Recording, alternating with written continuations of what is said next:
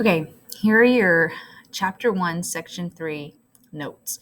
I'm going to leave this down here unless it gets in my way, and then I may have to hide it. It takes me a minute to find it, to stop it at the end, but I may move it if it gets in the way. First of all, we're going to start talking a little bit about these elements in the periodic table. Before you start these notes, or when you start them, if you don't have a periodic table, a handout in front of you, you should get one now, because some of these notes are going to be easier to take on a periodic table. I should have already handed you one, but if for some reason I didn't, or you didn't get one, grab a periodic table to take these notes on. So a couple of things I want to point out is over here, we've got element names, and then here's their symbols. If you'll notice, the first letter is capitalized and the second one is lowercase. Make sure when you're writing chemical symbols, you write them this way. It's the only correct way to write them. It would not be correct to write a lowercase f right here. Okay, so if you wrote this on your paper, and I will start counting off for this, that is not right. Okay, it needs to be an uppercase F. That is not right. If it's only one single letter in a symbol, it needs to be uppercase. So it would not be correct to write potassium like that. Not right. It needs to be uppercase. So make sure you think about that if you are writing the symbols for these elements. All right. So if you have your periodic table in front of you, you should somehow know or designate these groups that are shown here. So you see the light pink or the salmon color.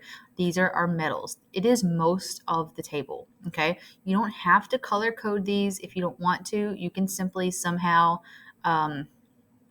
make yourself a note, maybe do something like this. Hydrogen's not part of it. And then maybe get this stair step, okay? Ooh, make sure you get polonium in there.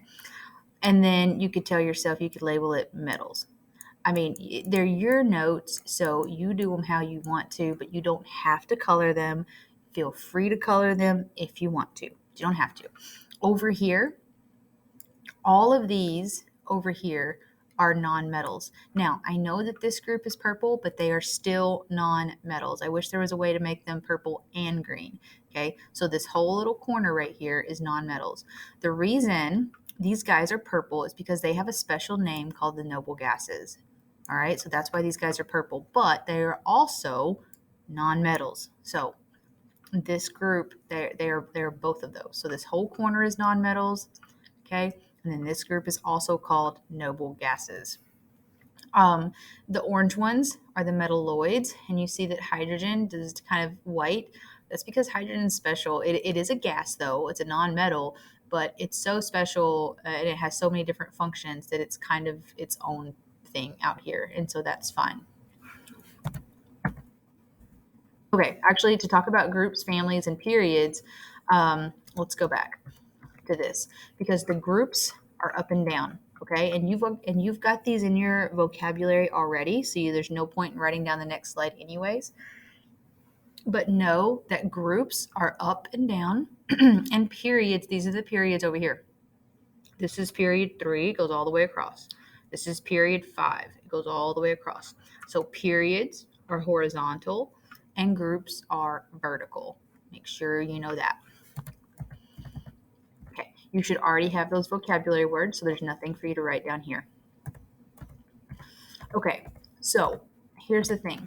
You have metal, a vocab word, so don't write that down again. You should already have it. But you absolutely should write down properties of metals, and then list all of these properties and define them. So this is all important information. So you absolutely need properties of metals, and then list these right here and define them. So make sure you have that in your notes. Metals doesn't have to go in there because it's a vocabulary word, but absolutely put these in your notes. Okay.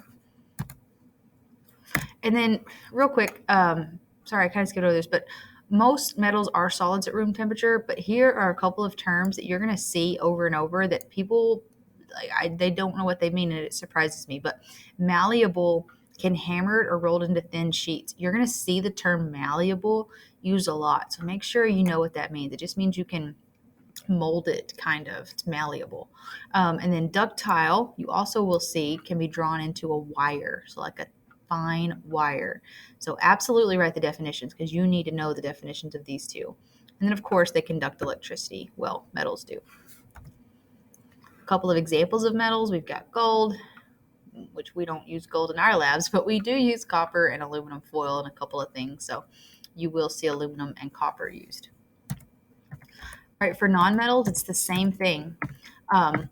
You already have the definition. Don't write this again. You've got this in your vocabulary, but you do need to write down properties of nonmetals. And I would write it just like that because that's how it's going to be presented to you. And then here are the properties. So you need to write down this bottom part down here.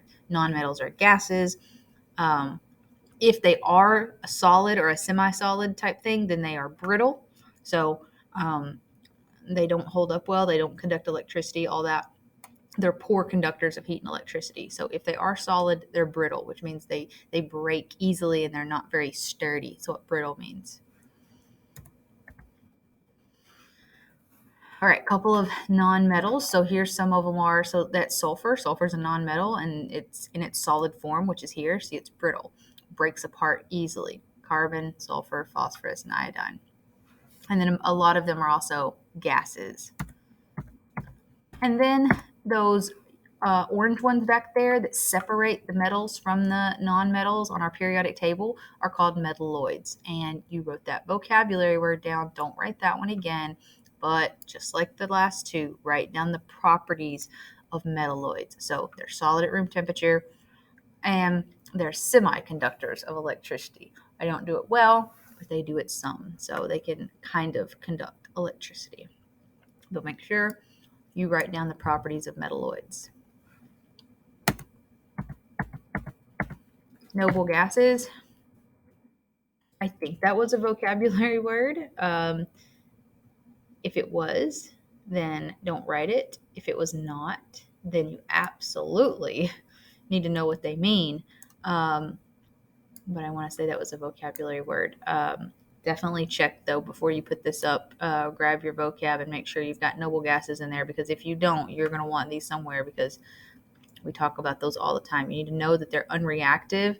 They've got 8 valence electrons, and so they're not reacting with anyone. Of course, they're all gases. They're noble gases. So, and know where they are.